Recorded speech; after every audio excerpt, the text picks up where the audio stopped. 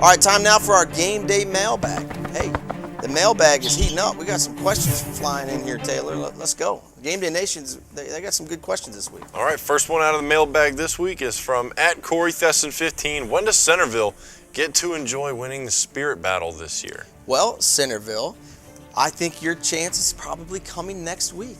If not that week, maybe the week after against Westfield. But Centerville, Chantilly, there may be some doubt whether or not you can win that Spirit Battle. Bruce, what do you think? Chantilly's at Centerville in 2 weeks, right? At home. Chantilly's at home against Centerville goes to Chantilly. Yeah. If it was in Centerville, I was going to take Centerville, assuming both teams went into that undefeated.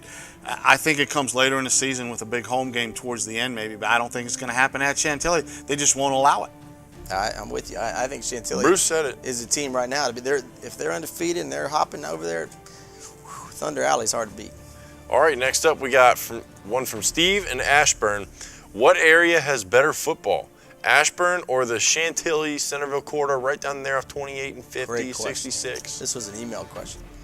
How do you decide this, number one? I mean, you can look at state championships and it's decided right there by the teams in Ashburn. They have more than the teams in the Chantilly Centerville corridor. But the teams in the Centerville corridor, Chantilly corridor, is that they're playing at a higher level, and they're playing at a high level every year at that level of competition, Bruce. So how do you decipher which one has got a better area for football?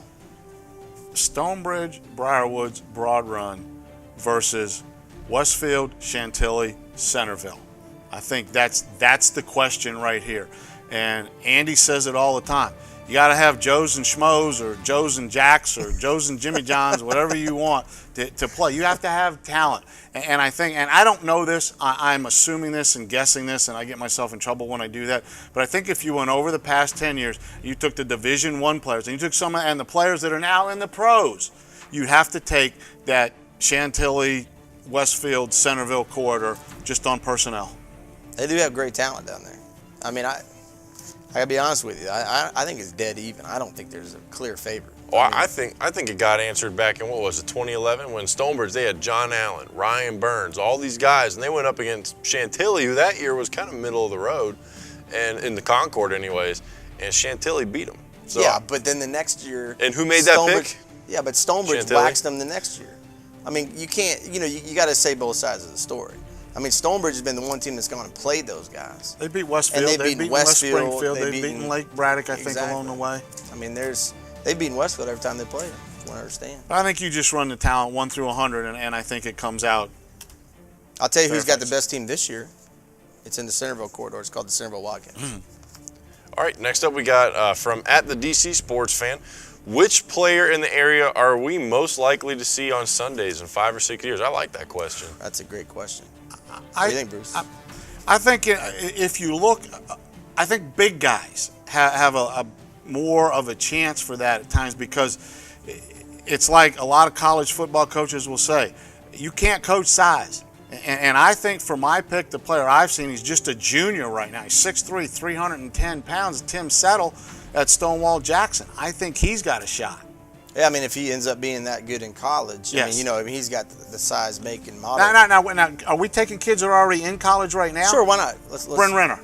You think Bryn Renner? Absolutely. How about Alex Carter at Stanford? Bryn Renner is already on the board and up there. And by the way, you know who's playing at Alabama? John Allen. John Allen as a freshman. I understand. Who plays at Alabama as a true freshman? I understand. John Allen, best football player I've ever seen in this area. Yep. We're going to watch John Allen on Sundays here in a couple years. Hey, don't sleep on Caleb Henderson either, though. I mean, UNC's put out some great quarterbacks. He does have the intangibles. Like you're talking about current high school players in the area. Right. Caleb Henderson. I thought you meant that because you already have Royster and Glennon playing in the NFL. Right. All right, next one up is from @BoringAssa. It's early, but what 6A North team has the best chance to beat the big dogs of 6A South for a state title in December? Well, I mean, 6A North are all the Concord teams, plus you got Battlefield and Stonewall and a bunch of the teams from the Northwest region, formerly. I think it could come from the Concord teams and then Lake Braddock. So, I mean, that's to me, it's Centerville, it's Lake Braddock. Those are the two teams right now that I think have what I'd call, they have the experience, which I think is key. You got to have experience, especially at quarterback, and those two teams have it. Then you got to have playmakers that other teams, especially from the beach in 6A South, they line up with 11 playmakers, and they just say, hey, we'll go man up on you and see what you can do to stop it. Most of the time, our guys can't. But in years past, we have had some teams that have had better playmakers. I think Centerville and Lake Braddock both have good enough playmakers to where they could cause a problem for a 6A South team. Lake Braddock a little bit less than Centerville. Centerville may not have the size, the physicality that Lake Braddock has, but they have enough of that, I think, defensively where they could stop somebody down there. So to me, it's the Wildcats. They're the team that's most built like a 6A South 7-5-7 team. I think A.J. Turner makes Centerville that way in the playmaking category. But I look at Lake Braddock with the quarterback. Caleb Henderson, I think the best quarterback in the area. And I like Lake Braddock's defense and the way they play. You're going to have to stop the teams from down there. I don't know that you're necessarily going to be able to just go in there and outscore them.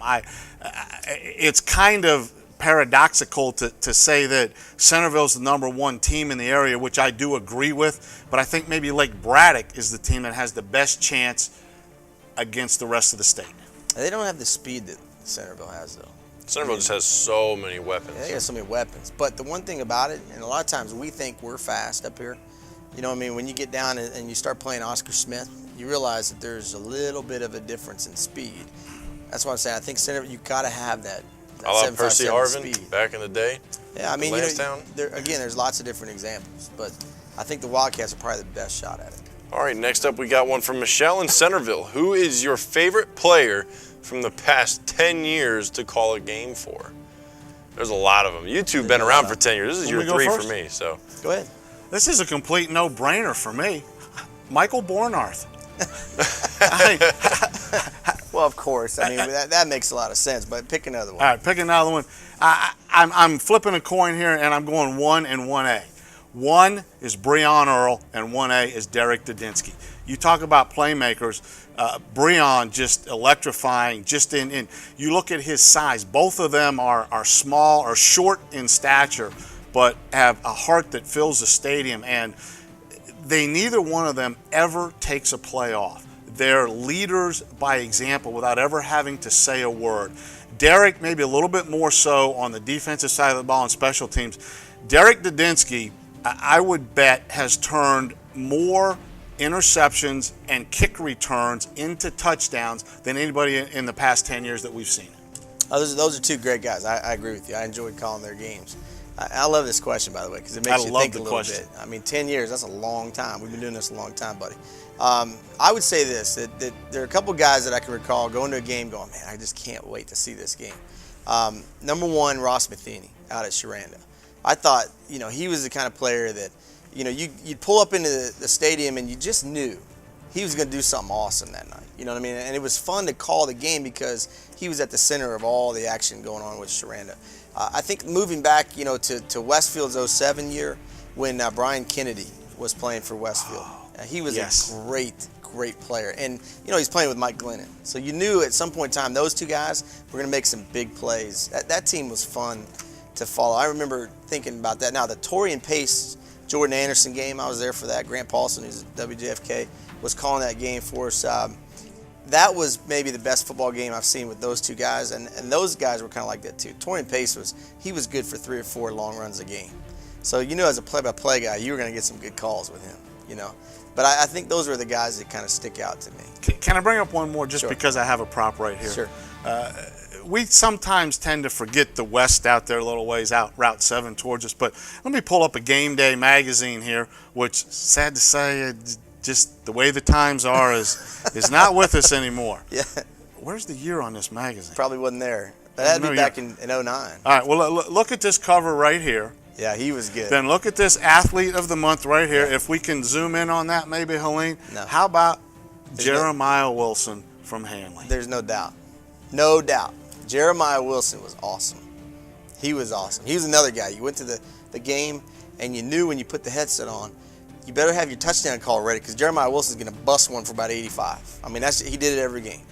He was one of the more fun ones to cover. Let me throw a suggestion out there.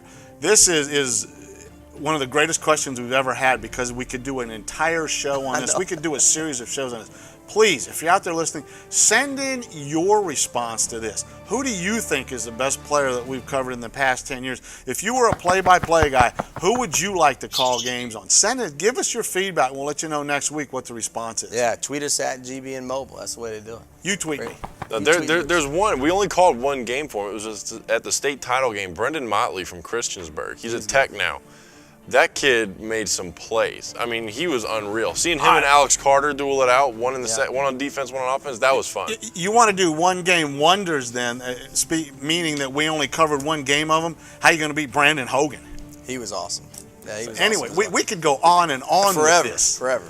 All right, next one up is from at Jeremy G. Smith 1. What will be the standings in the Concord District after the regular season ends? Well, I can tell you right now, it won't be what Taylor thought they were going to be. Oh, man. But they're gonna look like what we thought. It's going to be Centerville at the top. It's going to be Chantilly or Westfield in the second spot. I think it's going to be Robinson in the third spot, believe it or not. I think the Rams are quietly playing some good football right now. They're running the ball well with Joe Wilson out there. Listen, it's going to be one of those scenarios. Those four are the best four in the Concord, and how it shapes out, I think Centerville won for sure, and I think Westfield, Chantilly could flip-flop, and I think Robbins could even jump one of those other ones, because I don't know that the other two of those teams are going to look at Robinson and think, we're going to lose this game. Watch out. The Rams might end up being a scary team when it's all said and done. I would have to agree with Andy on that one. I don't know. I think it's Centerville and then a three-team fight for the next three spots, and how that shakes out. I haven't seen who is yet to play who and what the deal is on that, but I think you're right. I love when you say that. It just, it's music to my ears. Is that it? That's everything. Mailbag's empty. Hey, as always, you can tweet us your questions here for the mailbag at GBN Mobile. As Bruce calls it, you can tweet us at GBN Mobile. We'll put you on the show. We thank you for interacting with us. And that does it. We're out of time with one exception. We have a 2-minute warning here where each one of us gets to sound off for a second, and then we'll send it away here. Bruce, I'll let you start. You're going to call me a Briarwoods homer, and I gladly accept that. But my 2-minute warning this week, my heart pours out to Nick Merletti, the senior at Briarwoods, the lineman that was going to be the anchor of the line this year for Briarwoods, and hopefully in their minds lead them to the 4th straight state championship in a row for the Falcons. Unfortunately, due to injury, he's missing his entire senior year. With what Briarwoods graduated last year and the leadership that left that team, it was left to Nick Merletti and Trace McSorley to pretty much accept those roles, and Nick was all about that. He was going to be the man, and to have your high school career end almost before it gets started in your time to shine in the sun, my heart, I can't tell you how much I feel for Nick Merletti. Well said. As far as mine, there's very few programs in the area where you get to see a top first-class coaching staff. I mean, when I say first class, I'm not talking about pedigree. I'm talking about they are classy individuals. North Stafford, I got to give you guys a shout-out. I don't even know if you watched this show, but, man, you guys were first class. Couldn't sing enough praises about all of Briarwoods. I got a chance to talk to some of you guys after the game. Really enjoyed talking to you guys. Some of the nicest people I've ever met out of North Stafford. Kudos to them, and that's something that a lot of programs should look at and, aim their sights on being classy like that. All right, well said, guys. All right, hey, my final thought here is a couple things. Number one, I think we need to appreciate what Briarwoods just finished up doing. 32 straight games. Folks, that's special stuff now. You don't see that very often. And for all the kids out there, I picked North Stafford last week. I'm sure the Briarwoods kids don't like me right now. I understand. But listen, I'm complimenting you because it takes a lot of leadership. It takes a lot of toughness. It takes a lot of skill to win 32 straight. I don't care what level you play on. So Coach Pierce and the staff over there deserve a ton of credit, and you kids deserve a ton of credit. Now, the new streak has to start this week. So we'll find out about your character. Now, you haven't experienced a loss in a few years. We'll find out about you, and your toughness, your mental toughness moving forward. As far as everything else here, listen, one thing we're seeing, great fan support out there. Keep it up. You make a difference for these kids on the field. We're watching the kids get behind it in the stands, which in turn is making it a better experience on the field. And that's what it's all about. Listen, there's only so many Friday nights. I tweeted this last week. You only have so many Friday nights in your life. Don't take them for granted, and that includes the kids that aren't playing, the kids that are in the stands cheering. Make the signs, dress up in the paint, bring the banners out, have some fun with it. You only get to experience high school one time, unless you're Bruce and you get to go back later on in life. Folks, that's it for this week's edition of Game Day All Access. Thank you so much for watching. Make sure you check out the games coming up here Friday night. We'll see you next time here on the Game Day Broadcast Network.